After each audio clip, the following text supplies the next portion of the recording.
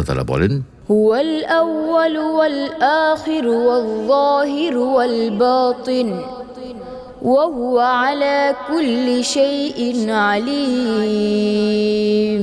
অর্থাৎ তিনি প্রথম, তিনি সর্বশেষ, তিনি প্রকাশমান ও অপ্রকাশমান, এবং তিনি সব বিষয়ে সম্যক পরিজ্ঞাত। উল্লেখিত আয়াত থেকে বোঝা গেল যে আল্লাহ রাব্বুল আলামিনই প্রথম, তার পূর্বে কিছুই ছিল না, এবং তিনি সর্বশেষ, তারপরেও কেউ থাকবে না। অর্থাৎ আল্লাহর সাথে সময় বা কালের কোনো সম্পর্ক নেই। আল্লাহর কাছে কোনো অতীত নেই, কোনো ভবিষ্যৎও নেই।